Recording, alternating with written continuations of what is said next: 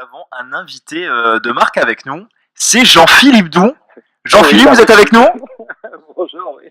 Oui, je voulais annoncer que ça y est, je viens de signer là pour le mercato, j'arrive avant-centre Eh bien, pour le écoutez, championnat. honnêtement, vu les noms qui circulent, on a même eu la semaine dernière la chance d'avoir Didier Tolon. On lui a dit Didier, reviens au Ah, Girondins. Il nous a dit qu'en fin de oui, match, ça pouvait être possible. oui, mais il est jamais très loin, dit Tolo. Alors Jean-Philippe, voilà pour les auditeurs et les auditrices évidemment pour Florian qui nous écoute. Vous avez bien connu les Girondins de Bordeaux et le football évidemment puisque vous avez aussi co-animé avec Estelle Denis 100% foot il me semble. Ouais, Euh, ouais, c'est ça. donc puis vous êtes un amoureux des Girondins de Bordeaux. Ouais. Parlez-nous un petit peu de cette période puisqu'il y a une équipe type qui était sortie dans l'équipe de l'équipe du règne de M6.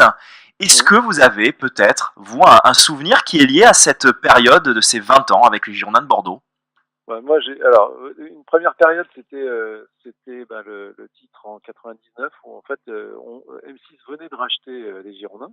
Moi, j'étais journaliste à M6 et j'avais couvert pour le 6 minutes de l'époque le dernier match au Parc des Princes. Donc ça, c'est mon premier vrai souvenir en live. C'était le but de Feindouno, le titre. C'était pour nous, c'était un peu surnaturel, hein. Pour tous les salariés d'M6, tout d'un coup, le club venait d'acheter enfin, le M6 venait d'acheter un club. Et là, le titre, donc on était comme des dingues. Ensuite, pendant plusieurs années, j'ai vu les Girondins un petit peu comme, comme des collègues. Et en 2005, là, on me dit, écoute, si ça te dit, tu descends à Bordeaux pendant un an et tu vas créer un nouveau magazine qui s'appelle 100% Girondin. Ce sera 1 heure de match, puis 1 heure de reportage que tu auras tourné dans la semaine, interview, etc. Et ça passera sur M6 le soir à minuit, enfin le soir du match.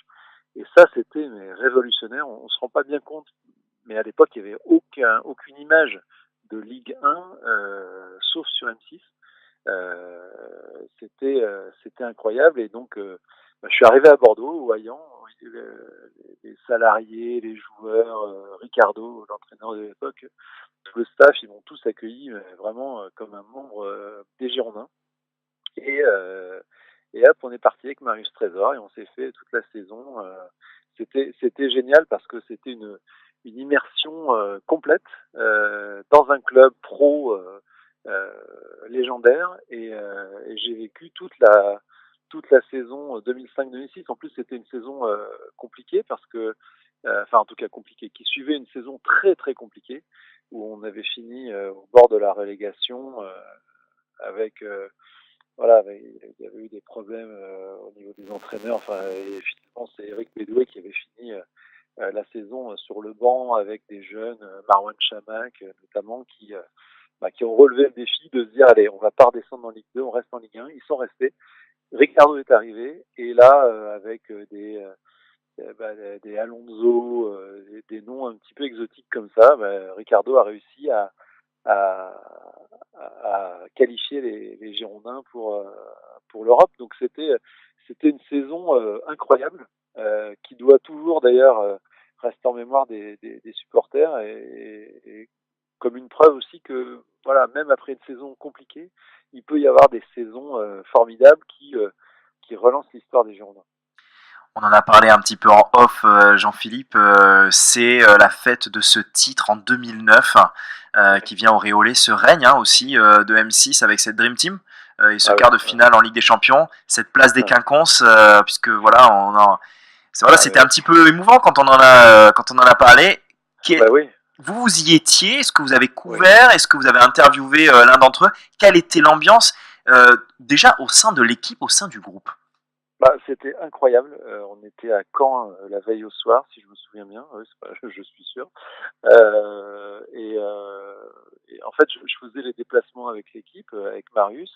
Avec Marius, on s'est mis à pleurer pendant le direct parce que c'était la fin d'une saison incroyable avec Laurent Blanc, avec bien sûr Johan Gourcuff, mais toute cette colonne qui allait de Ramé à Gourcuff en passant par Souleymane Diawara, Alou Diarra, Chamakh, Gourcuff devant, et puis voilà, des latéraux exceptionnels. Et donc on avait vécu une saison incroyable, mais on oublie peut-être trop souvent que Marseille aussi avait connu une deuxième partie de saison fantastique. Et il avait fallu sortir en fait un grand Bordeaux pour réussir à rester premier jusqu'au bout, parce que Marseille a fait un quasiment sans faute sur les matchs retour. Et nous en fait, le déclic, ça a été une défaite, comme quoi c'est bien aussi de temps en temps quand on en tire les leçons. C'était une défaite à Istanbul et le président Trio était venu dans le. En fait, on est sorti de l'Europe alors que un quart d'heure avant la fin, on était qualifié, mais bon, ça a mal fini. Et Trio est allé, le président Trio est allé dans les vestiaires. Je l'ai vécu ça, hein, et il a dit aux joueurs, bon, voilà, ok. La seule façon pour moi de vous pardonner ce qui s'est passé maintenant, c'est que vous fassiez un sans faute jusqu'à la fin du championnat. Et c'est ce qui s'est passé. Et heureusement, parce que Marseille était vraiment pas loin. Et puis donc ça finit en effet place des Quinconces. Le président de la Ligue, Frédéric Thirier, s'était mis d'accord avec les Girondins pour que s'il y avait le titre, il fallait faire, comme c'était un match à l'extérieur, il fallait faire quelque chose. Alors on a longtemps pensé qu'on allait retourner à Chaban la nuit, etc. Comme ça c'était déjà fait, mais bon, c'était trop compliqué. Du coup, on a su une fois à Caen que ce serait le lendemain place des Quinconces, et là la Ligue m'a dit il nous faut un animateur, donc Jean-Philippe, est-ce que ça vous dirait? Alors, c'est pas que ça me dirait, c'est que ça a été le plus beau jour de ma vie. Enfin, l'un des plus beaux jours au niveau professionnel, parce qu'on s'est retrouvé place des Quinconces avec tous les supporters qui avaient vécu pour certains le match au même endroit, le match de la veille, et qui étaient là. Je pense qu'il y avait 30 000 personnes, enfin, je sais pas. Les joueurs étaient comme des dingues. Il y avait eu quelques coupes de champagne bues dans la nuit. Ils n'avaient pratiquement pas dormi. Enfin, si on regarde les photos, il y en a pas mal qui ont gardé leurs lunettes de soleil parce que Marwan Chamak, je me souviens de Marwan. Voilà, j'osais pas le dire, mais Marwan qui est qui était quelqu'un de très sérieux et tout, qui ne buvait jamais. Je pense que quelques bulles de champagne ont tout changé. Et, euh, et voilà, et ça a été un moment vraiment formidable. Vous y étiez, j'imagine, et c'était incroyable.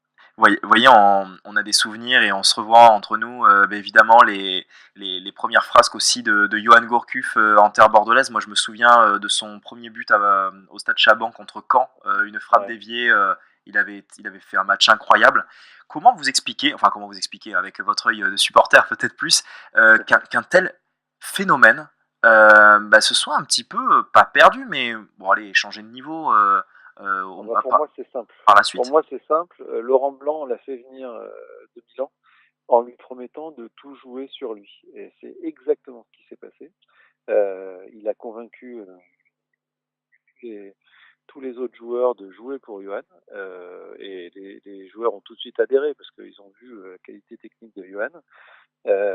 Et donc ça s'est passé comme ça. Et Laurent Blanc et Jean-Louis Gasset ont eu la chance que ça prenne tout de suite. Et du coup, tous les joueurs ont adhéré. Et après, quand il va à Lyon, ça se passe pas du tout comme ça. Et même en équipe de France, ça se passe pas du tout comme ça. C'est-à-dire que quand Raymond Domenech à l'époque demande à Anelka de jouer pour Johan, il lui fait pas un centre, donc il lui fait pas une passe, il lui fait rien.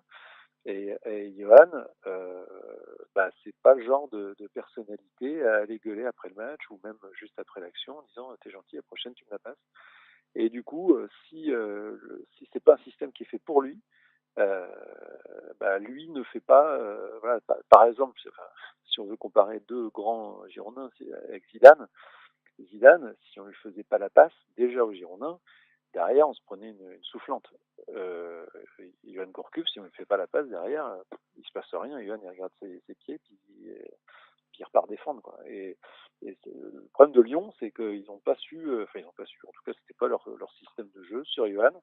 Et puis après, du coup les blessures se sont succédées. Et là, j'espère qu'à Dijon, c'est marrant parce que tout à l'heure, je voyais un reportage sur son arrivée à Dijon. J'espère qu'à Dijon, ça va marcher, mais c'est pas une question de niveau en fait. C'est une question de système de jeu. Il faut vraiment jouer pour lui. Je sais pas si vous vous souvenez, mais même Marwan, qui était le taulier Complètement. avant. Marouane, il faisait des passes à Johan, c'est-à-dire qu'il déviait, il faisait tout en déviation et il jouait pour Johan, comme tout le monde.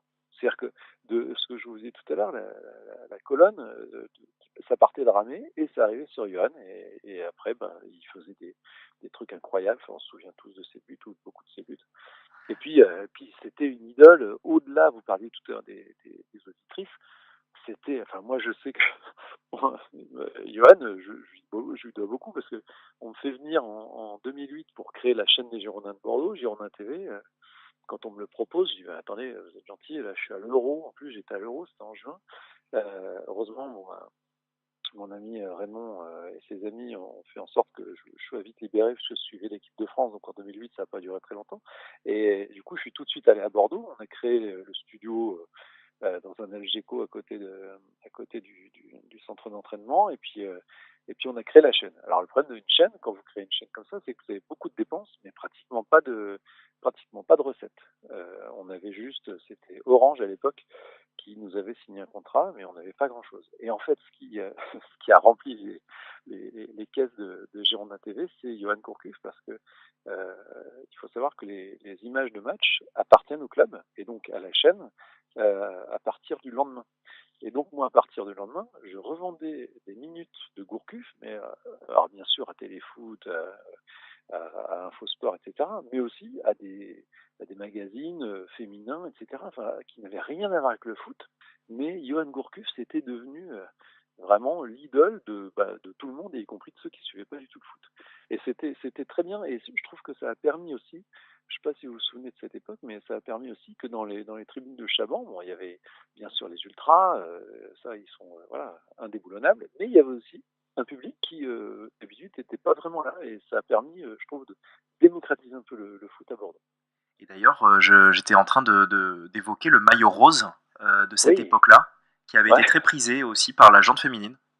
Ah mais c'était incroyable au marché merchandising, parce que alors, pour Girondin TV et enfin je peux vous dire que j'étais dans tous les couloirs, dans tous les bureaux à essayer de trouver des sujets, etc. Et quand les patrons du merchandising m'ont montré le maillot extérieur, je me suis dit non, c'est pas vrai, hein. Vous pensez vraiment que ça va marcher? Ils m'ont dit ça va cartonner.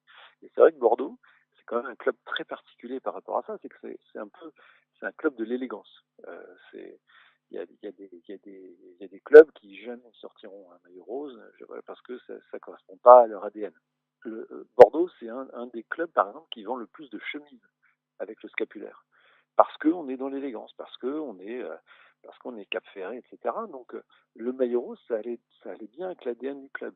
Ça allait bien aussi, en effet, avec un public qui a découvert les Girondins, qui habitaient Bordeaux parfois et qui n'allaient jamais à Chalon, puis qui, tout d'un coup ils sont allés juste parce que quand Johan marquait un but, parfois il retirait son maillot, donc ça plaisait à un public qui n'était pas au départ, puis qui est peut-être encore d'ailleurs au stade maintenant parce que ils ont découvert et elles ont découvert autre chose après. C'est vrai que le maillot rose, moi j'en ai gardé un dans mes archives, c'était formidable, et même le maillot champion, je ne sais pas si vous vous souvenez, le maillot une fois qu'on a été champion, mais il y avait du rose aussi. Ouais, ouais, c'est vrai. C'était ouais. C'est vrai. D'ailleurs, vous parlez de Girondin TV, vous avez suivi Oui, l'actualité, j'imagine, bah oui. et j'imagine aussi que vous aviez peut-être certains collègues au sein de la chaîne. Bah, mon équipe, parce on avait créé, j'ai appelé tous ceux que je connaissais à Bordeaux en disant, bah voilà, il me faut un caméraman, il faut un réalisateur, et puis il y avait que des Bordelais avec moi, et donc on a créé cette chaîne qui est tout de suite devenue, il y avait à l'époque, hein, je me permets encore de rafraîchir un peu les mémoires, mais à l'époque, il y avait OLTV et OMTV. Il y avait que deux clubs assez forts, assez lourds pour avoir une chaîne. C'était quand même très culotté de la part de Bordeaux, qui 2-3 ans avant avait échappé à la relégation de justesse, de se dire bah tiens, nous aussi on va faire une chaîne, et ça va marcher. Et ça a marché parce que Bordeaux, c'est une chaîne qui se regarde beaucoup en France, mais aussi beaucoup en Afrique, et qui se regarde par des gens qui aiment aussi voir Marius, qui aiment voir Baptiston, voilà, c'est pas un club préfabriqué, c'est un club qui a une vraie histoire, une vraie assise, Et donc la, la chaîne a tout de suite fonctionné et s'est tout de suite imposée comme l'une des trois chaînes. Alors il y avait Onzeo aussi que partagent d'autres clubs, mais à l'époque il y avait trois chaînes. Il y avait OM TV, Girondin TV et OL TV.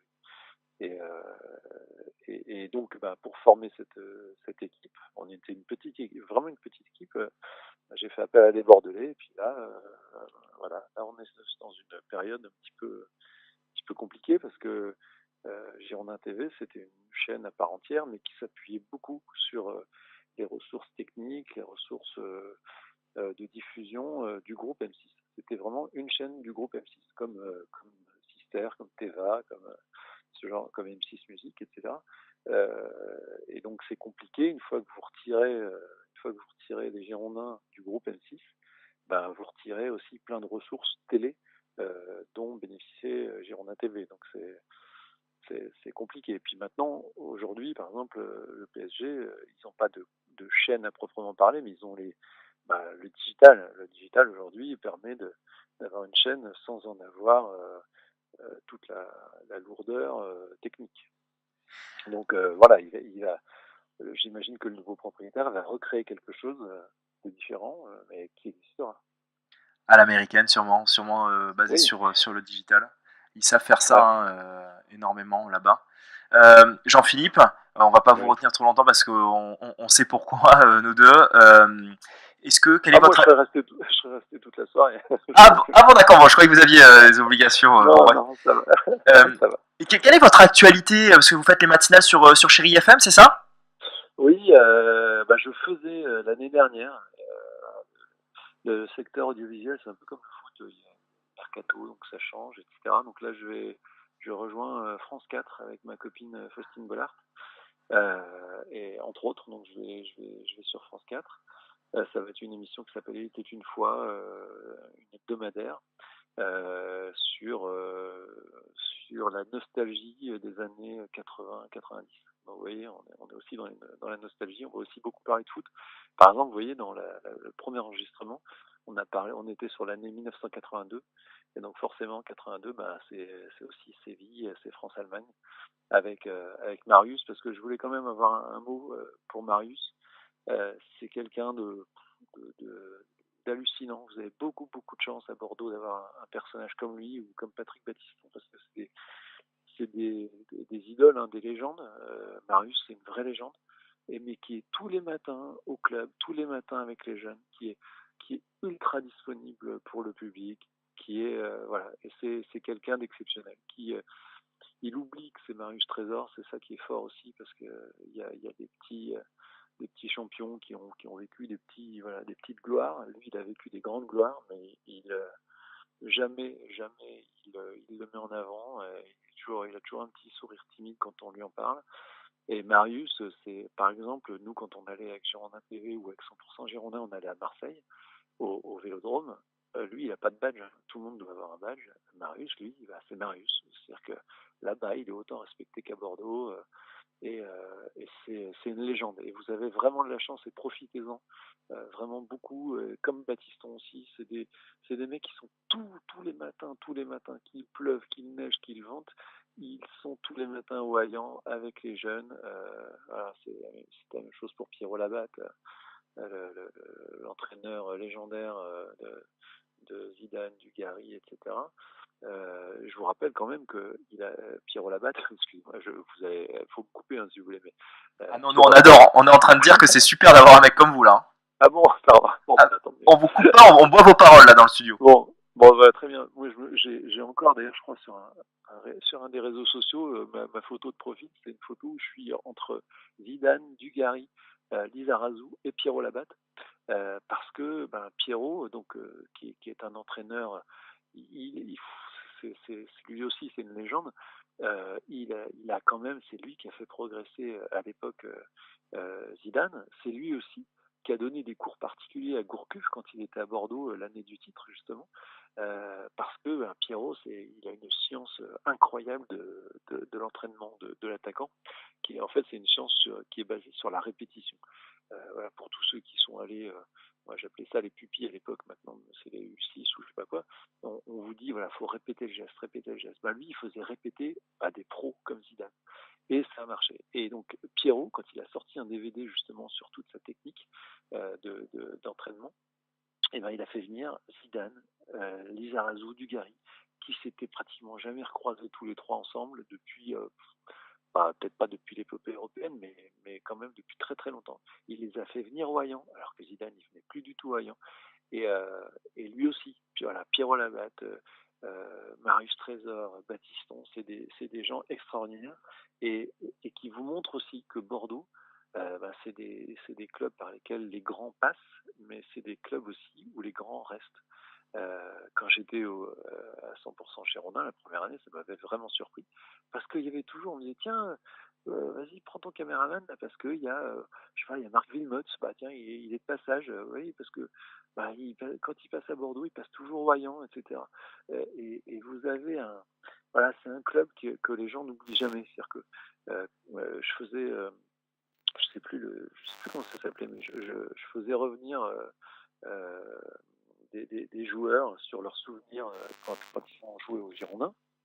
Mais c'était une des chroniques les plus faciles à faire parce que je décrochais mon téléphone, j'avais l'ancien joueur, je disais voilà, c'est Girondin TV, on aimerait avoir vos souvenirs sur votre période girondine et aussitôt il fallait les couper en disant attendez, on va faire l'interview quand vous serez là parce que là les mecs ils vous racontent tout, ils vous racontent les scurs pour les plus anciens et bien sûr Claude Bess, on est voilà, vous avez vraiment, de toute façon, vous êtes comme le vin, les Girondins. Vous avez un terroir, vous avez une histoire, vous avez des millésimes, et et il n'y a pas de piquette. Il y a des années qui ont été plus compliquées, il y a des années où c'est passé ric-rac, mais ça passe toujours.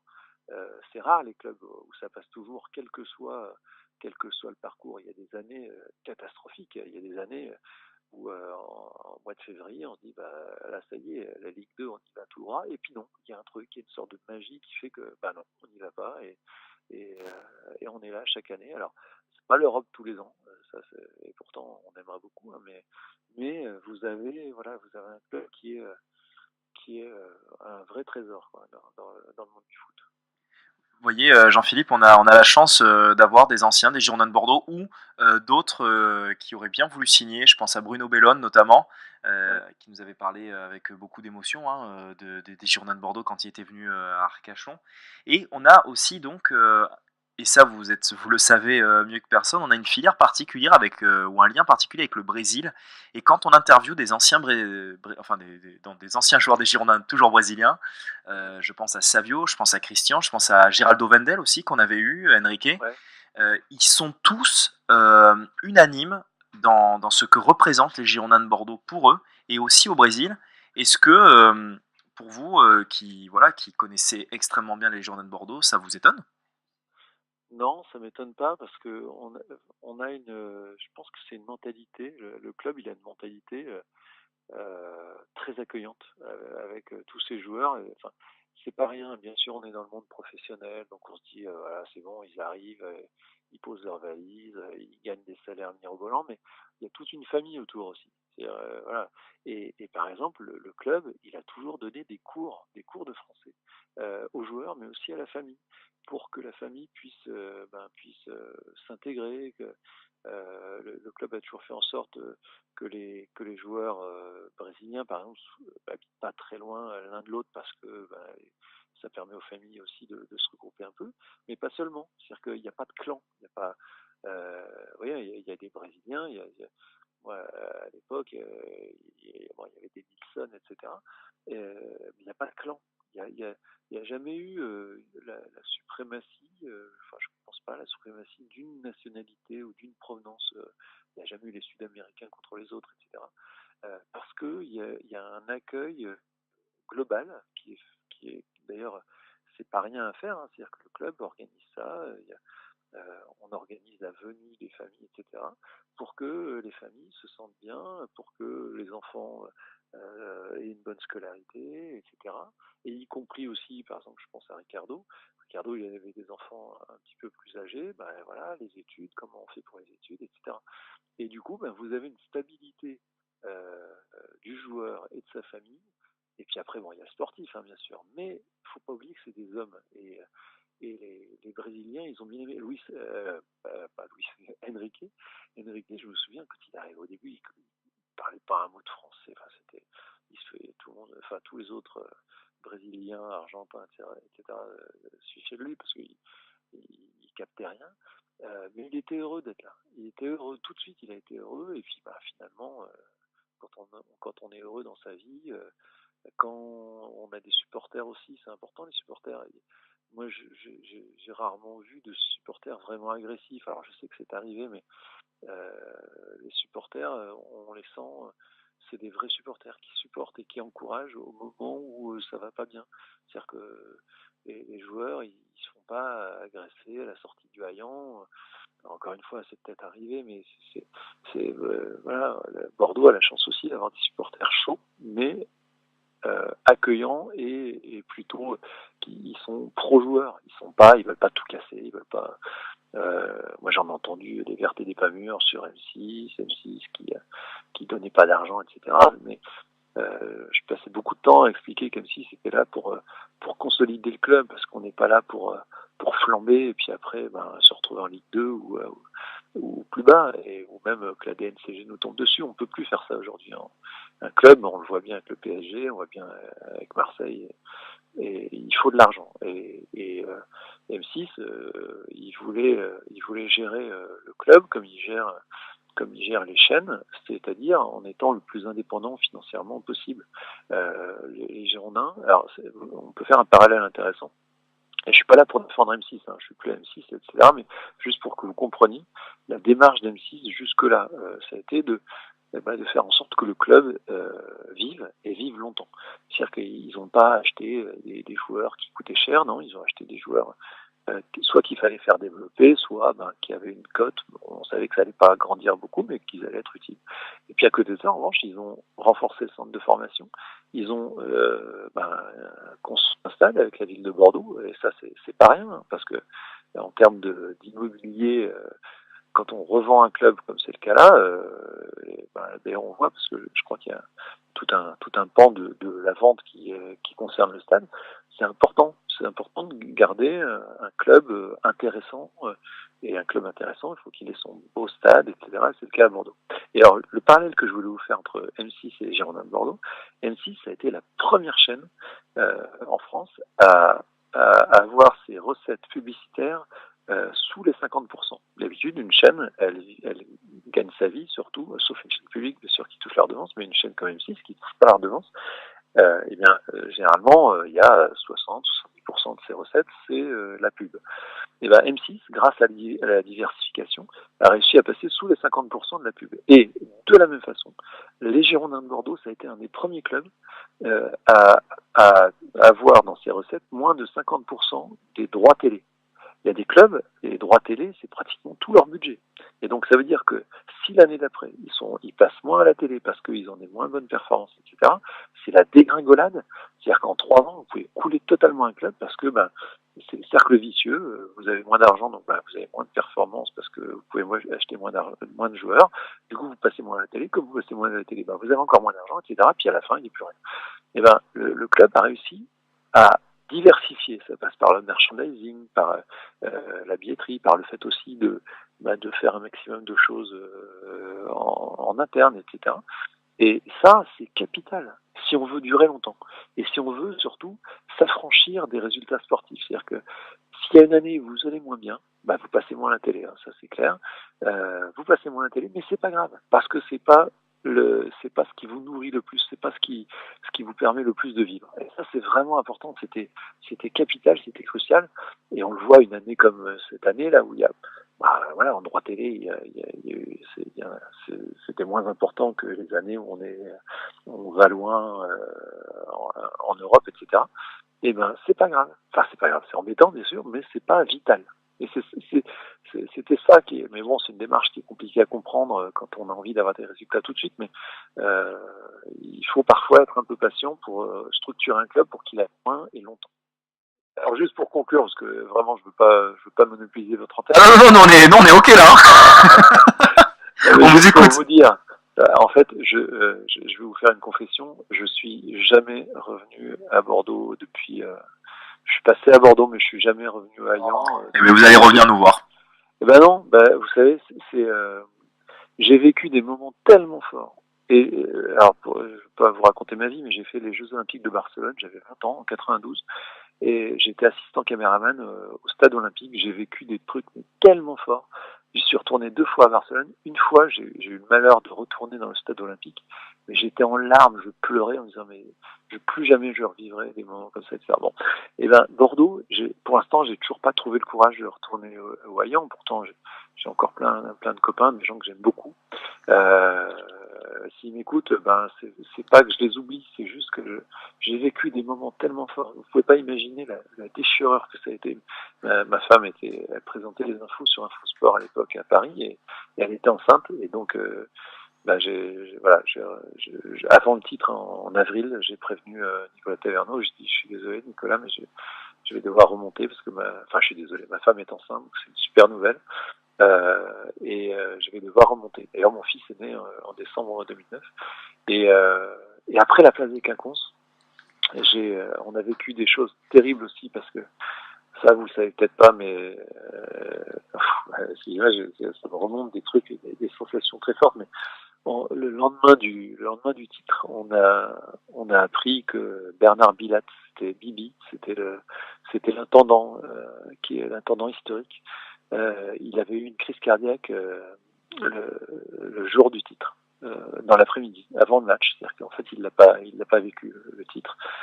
Et c'était la nounou des joueurs. C'était lui qui trouvait les maisons quand les joueurs arrivaient. C'était lui qui organisait tous les voyages, etc. Et Bibi, si je vous montre une photo de lui, vous allez forcément vous souvenir de l'avoir. On est déjà en train de la chercher. Oui. Voilà, Bernard Bilat, Bibi. Et il est décédé ce jour-là. Et donc, je peux vous dire, le lendemain, on arrive au Hayan, mais fou de joie, le lendemain des Quinconces, le lundi, fou de joie.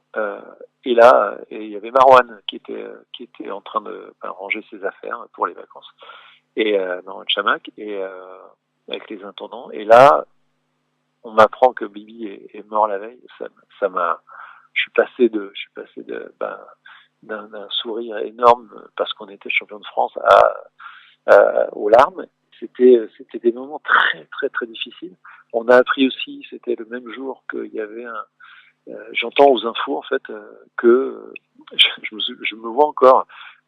J'étais dans le studio de Girondin TV parce qu'on allait faire une émission, et d'ailleurs c'était une émission en hommage à Vivi.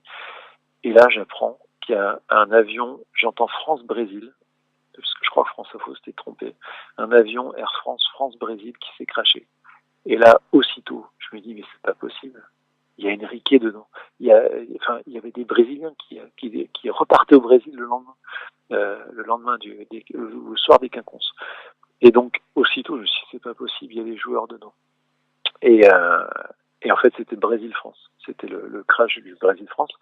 Et donc là, c'était l'ascenseur émotionnel, mais incroyable. J'ai vécu des moments vraiment formidables, mais aussi très très durs émotionnellement et très très intenses. Et une fois donc que je suis remonté à Paris, quelques jours plus tard, je suis remonté à Paris, donc j'étais très heureux de retrouver ma femme enceinte, etc. Et j'ai plus jamais retravaillé dans le foot. Enfin si, une fois, c'était pour l'Euro à Kiev, parce que moi je faisais 100% mag. Après, je sais pas si vous êtes tombé une ou deux fois sur cette émission avec Estelle Denis. Estelle m'a récupéré une nouvelle fois et m'a fait faire. J'étais avec elle sur 100% mag. Et puis l'Euro a commencé, mais bon, je suivais ça de loin. Il était pas question que j'y travaille. Je travaille dessus. Et puis Thierry Roland, malheureusement, a été très très malade, et donc il m'a appelé pour savoir si je pouvais partir à Kiev du jour au lendemain il y avait Suède-Angleterre le vendredi soir. Et Denis Balbir, lui, du coup, le remplaçait sur un match de l'équipe de France le vendredi. Et donc je me suis replongé dans le foot j'ai refait ce que j'avais fait aux Girondins toutes les semaines. Et d'ailleurs, merci aux Girondins parce que grâce à eux, maintenant, je sais commenter un match. Alors c'était un match en plus, il y avait Zlatan et compagnie. C'était la première fois que le public français découvrait Zlatan. Et c'est ce soir-là que Thierry est décédé. Thierry Roland est décédé pendant le match que je commentais avec Jean-Marc Ferré. Et c'est la seule fois où j'ai retouché au foot. Mais sinon, en fait, quand vous avez vécu un truc comme ce que j'ai vécu 2 ans aux Girondins, c'était avec Ricardo en 2005-2006 et après avec Laurent Blanc en 2008-2009, une fois que vous avez vécu ça, vous pouvez plus être journaliste sportif de l'autre côté. C'est-à-dire que moi, j'étais avec les joueurs tout le temps, j'étais avec les kinés, j'étais vraiment embedded, comme ils disent les reporters de guerre qui vont avec l'armée. Jean-Philippe, est-ce que Nicolas Taverneau, il organise une petite fiesta pour fêter la vente et les 100 millions avec tous les gens qui ont participé au club? Je suis pas invité. T'es pas invité, je sais pas, je me souviens surtout de la fiesta le soir du titre à Caen, où il s'était fait, je sais pas si vous vous souvenez des images, en plus c'était merci président, parce qu'il avait annoncé la prime de champion aux joueurs, et il s'était fait arroser comme jamais.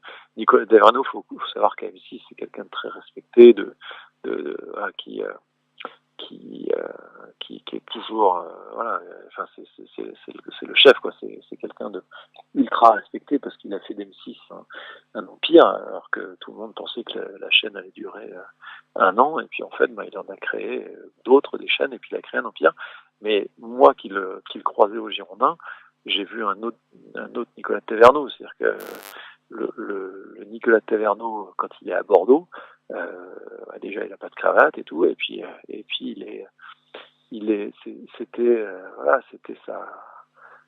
c'est son club, quoi. C'est son club avec quand c'était avec Jean-Louis Trio, c'est des amitiés de 40 ans, hein.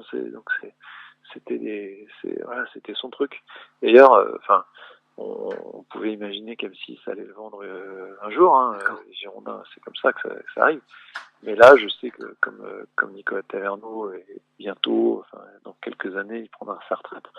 Je trouvais ça assez logique qu'il revende les Girondins, parce que c'était son truc, les Girondins de Bordeaux à M6.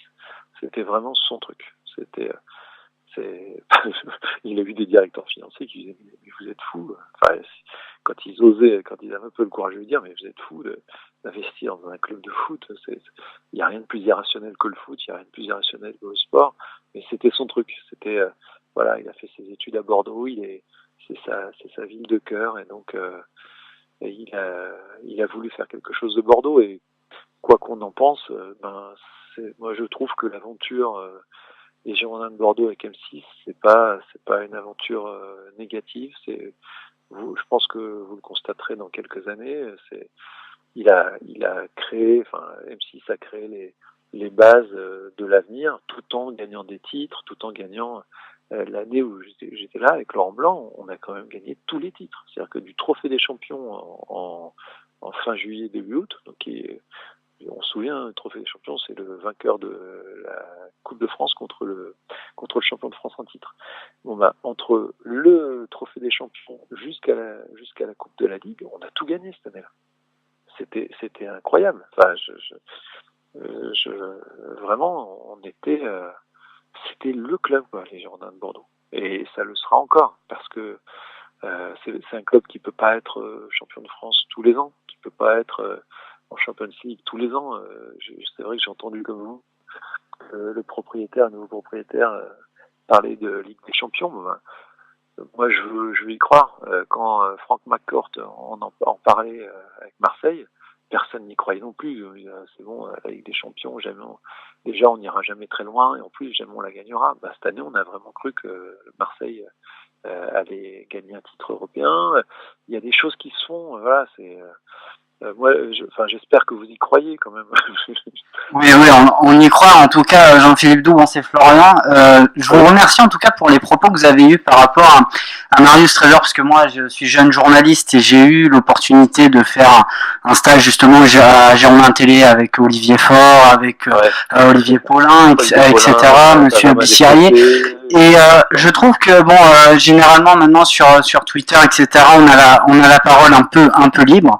Et j'ai le souvenir notamment l'année dernière des matchs amicaux qui étaient commentés notamment par Marius Trésor et par Emmanuel Bissirier. Et certains, bon, jugeaient dans la critique Marius Trésor. Et je trouve ça très dommageable parce que quand même, déjà au préalable, ça reste quand même une ancienne légende du club. Et dès qu'on a besoin de parler avec lui de l'ancien temps, moi, j'ai eu l'opportunité de parler un petit peu de son passage à l'AC Ajaccio et vraiment il arrive à en parler librement et c'est vraiment voilà un ancien grand nom du football. Oui, et qui s'est mis au service des jeunes, c'est ça qui est fou aussi. Et qui lui quand il entendait que dans un club il y avait un joueur qui refusait de jouer en réserve, il dit mais moi en réserve, et bien sûr que je jouais parce que j'aimais le foot. Parce que j'aimais jouer au foot, parce que je voulais jouer au foot. Donc même si c'était en réserve, même si c'était dans un match sans enjeu, je voulais jouer. Et c'est vraiment un amoureux du foot et il le prouve tous les jours. Encore une fois, vous allez au Hayan, tous les matins il y est. C'est quelqu'un qui fait des voyages complètement fous, même quand les Girondins, quand ils peuvent pas envoyer quelqu'un d'autre, ils disent tiens Marius, vas-y, parce qu'ils savent que Marius va y aller. Marius, il est toujours d'accord. Et pourtant, il aurait tellement la légitimité de dire oh, vous me lâchez. Je suis Marius Trésor, j'étais le premier capitaine noir français. On parle beaucoup là, cette année des champions, voilà, toute cette polémique là qui nauséabonde sur dire c'est l'Afrique qui a gagné. Marius, c'était quand même le premier capitaine noir. Vous en parlez aujourd'hui aux joueurs noirs, aux joueurs et même à la génération de Thierry Henry. Pour eux, Marius, c'était l'exemple, c'était le modèle, c'est celui qui a ouvert la page de ce qu'on vit aujourd'hui avec cette Coupe du Monde. Moi, je vais vous donner c'est ce que je lui ai dit en arrivant la première fois que je le vois, Marius. Enfin, peut-être pas la première fois, mais dès la deuxième fois, je lui ai dit écoute Marius, parce que c'est quelqu'un qui vous met tout de suite à l'aise, donc on le tutoie tout de suite. Moi, Marius, en 82, quand il y a France-Allemagne, je suis à Bar-le-Duc. Moi, je suis originaire de la Meuse, Bar-le-Duc, petite bourgade. L'immigration à Bar-le-Duc, c'est italien, polonais. Italien, il y avait Platini pas loin, polonais, maghrébin, mais pas noir. Pas noir, pas créole, rien. Moi, j'avais aucun noir dans mon école. Et la première fois que j'ai compris qu'on pouvait être français et noir, c'était grâce à Marius. Et je suis sûr que je suis pas le seul de cette génération-là de se dire bah ouais, il est noir, il est capitaine de l'équipe de France, et il n'y a aucun problème. Et Marius, il a été pour ça, et là on est carrément en dehors du foot et au-delà du foot. Il est un média d'intégration et de tolérance. Par exemple, mais arrêtez de nous parler de la couleur de peau, on est français.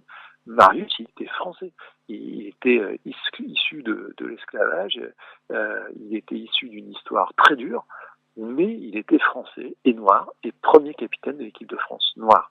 Et ça, vous ne le retirerez jamais à Marius, et c'est énorme, c'est énorme ce qu'il porte sur ses épaules, Marius. Et là, ça va vraiment au-delà du foot, mais le foot, c'est ça aussi, c'est aussi un terrain d'intégration.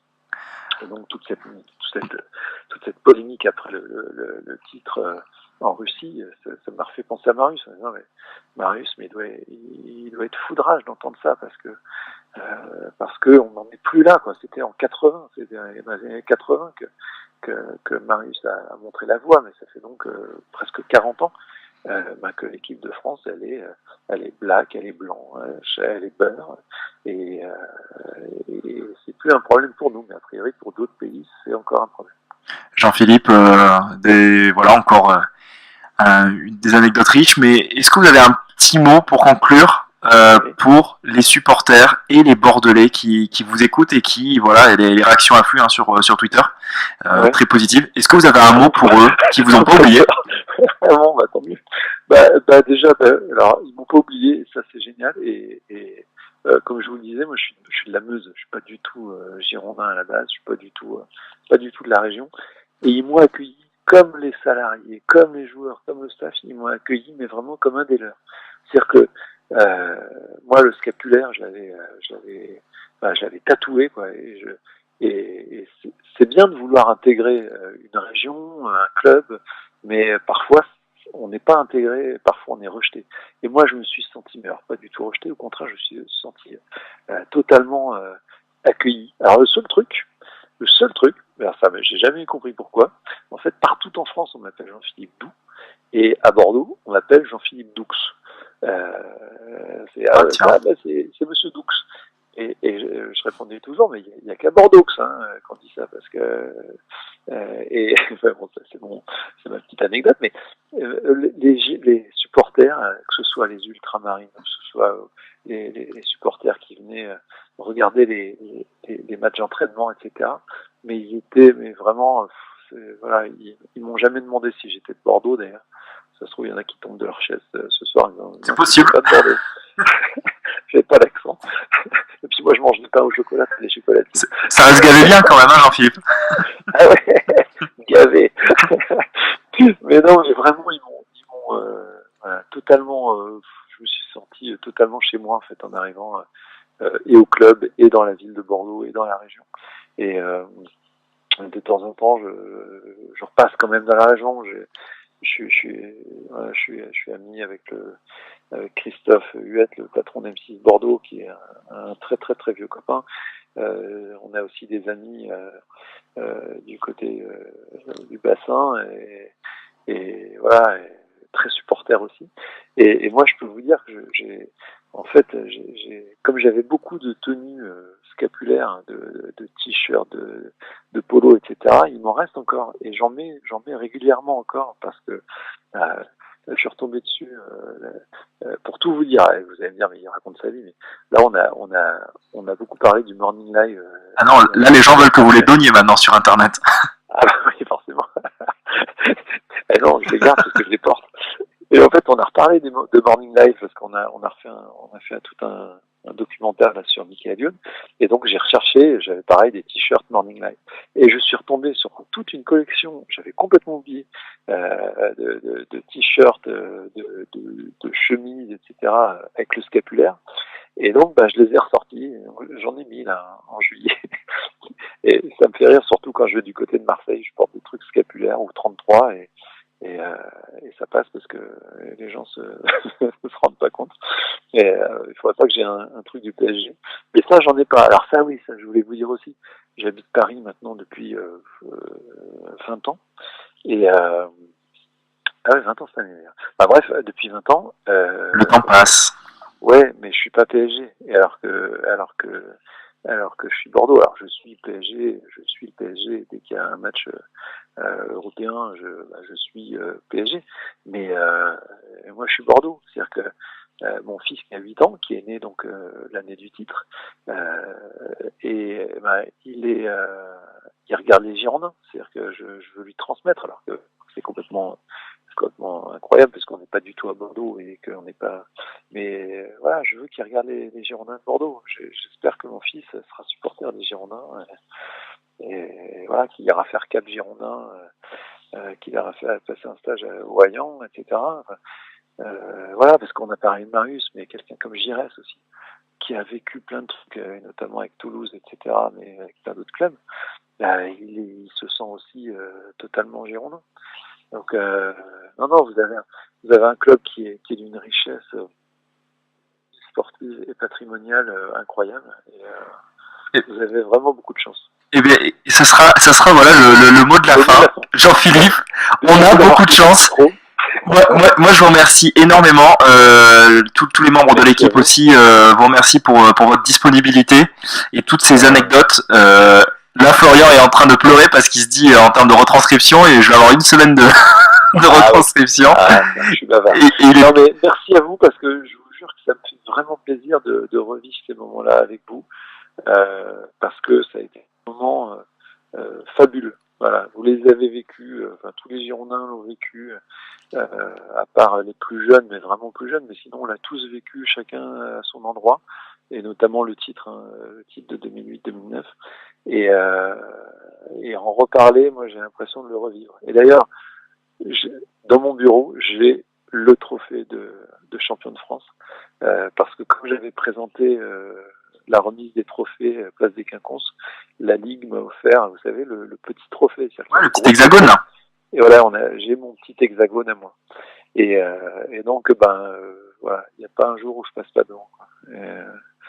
Voilà, comme si j'avais été champion de France. D'ailleurs, je suis champion de France. D'ailleurs, on est tous champions de France. Et bien voilà, on est tous champions de France. Merci beaucoup Jean-Philippe, et puis je vous dis à très vite alors. Et bonne saison. Merci. Ciao, ciao. Merci. Au revoir.